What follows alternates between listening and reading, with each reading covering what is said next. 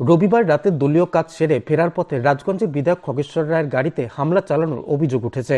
জানা গিয়েছে, ফুলবাড়িতে মুখ্যমন্ত্রী মমতা বন্দ্যোপাধ্যায় জনসভা করার কথা রয়েছে।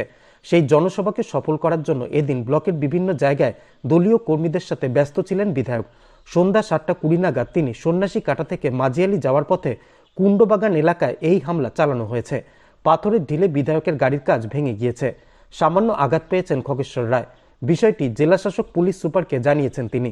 বিধায়ক বলেন, লোকসভা নির্বাচনের আগে তাকে ভয় দেখানোর জন্য বিজেপি দলীয় দুষ্কৃতীদের দিয়ে এই সব কাজ করছে।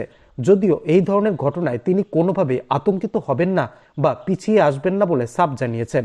অন্যদিকে বিজেপির বক্তব্য, এই ঘটনা আসলে তৃণমূলের গোষ্ঠীদ্বন্দ্বের ফল অথবা তৃণমূল কোম্পানির মালিক মমতা বন্দ্যোপাধ্যায়ের নজর টানার নাটক।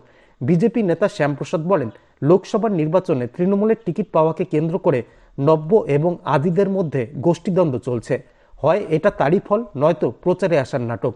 পাশাপাশি খগেশ্বর রায়ের অভিযোগ খারিজ করে তিনি বলেন, বিজেপি এই ধরনের রাজনীতিতে বিশ্বাস করে না। কোনো ব্যাপার না, আমার ব্যক্তিগত আক্রমণ নেই, দলের প্রতি আক্রমণ। আমি তুমি নিশ্চয়ই জানো, মানে আমি সকাল থেকে বেরোই। তোমাদের তখন অনেক হাঁটুর মতো বয়স, 83-তে পঞ্চায়েত, তখন তোমাদের জন্ম হয়নি, তোমরা সামনে।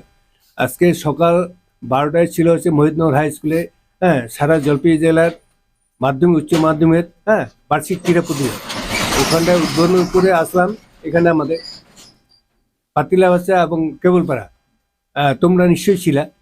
মানে এরকম কেউ করতে পারবে না। 12 কোটি টাকা ব্যয়ে তালমা নদী বীজ উদ্বোধন করে এখান থেকে গেলাম 2:30 রওনা দিলাম। আগামীকাল আসবে আমাদের বাংলার মুখ্যমন্ত্রী, মামাটি মানুষের সরকার মুখ্যমন্ত্রী মমতা আসবে ভিডিও কোণে। তারপরে ওখান থেকে গেলাম আমি, মহাগব সবাই গেলাম তোরা। ওখান থেকে আমি 4:45টায় বেরোলাম। তারপরে আগামীকাল প্রচুর লোক নিতে হবে। তারপরে ফুলবাড়ি 2-তে মিটিং করলাম, সন্ন্যাসী জায়গাটা মিটিং করে কুন্ডু বাগান থেকে আসছি, তখন 7:20 বাজে। হঠাৎ করে গাড়ির উপরে আমরা অ্যাটাক। আমার যেটা মনে হয় এটা বিজেপি চক্রান্ত। মানে বিজেপি যেহেতু জানে যে তৃণমূল কংগ্রেস মহুয়াগোপ তো আছে, আমি জেলা চেয়ারম্যান, টোটাল সারা জলপাইগুড়ি প্রত্যেকটা জায়গায় চষে বেড়াই। মানে আমাকে কি করে দমায় রাখতে পারে বিজেপি, এটা চক্রান্ত করছে। তাই আগামীকাল মুখ্যমন্ত্রী মমতা ব্যানার্জির মিটিংটা যাতে পুরা লোক না হয়, এটা যাতে বানচাল, তার একটা চক্রান্ত হয়। আমি এটা টোটাল বিজেপি এবং কংগ্রেস মিলিত হয়।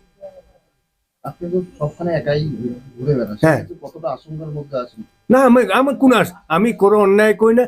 টোটালি রাহুল গান্ধী আসছে আর বিজেপি, নরেন্দ্র মোদী, রাহুল গান্ধী বিজেপি চক্রান্ত করে এখানে তৃণমূল কংগ্রেস, মমতা ব্যানার্জি যেন আগামী দিনে লোকসভা নির্বাচনে যাতে আমরা না পাই, তার জন্য চক্রান্ত করছে বিজেপি, আবার হচ্ছে কংগ্রেস। এর সঙ্গে তো আমার গাড়ির উপরে হামলা করছে, তাতে আমার কোনো অভিযোগ। আমি মানুষের কোনো অন্যায় করি না। কালকে আগামীকাল আপনারা দেখবেন মমতাদের মিটিংয়ে হাজার হাজার লোক হবে। না, পিছনে আমার আছে না, এই যে কাজগুলো ভেঙেছে। আমি লিখিতভাবে করেছি, কালকে দিদি যাক, তারপরে লিখিতভাবে অভিযোগ করবো।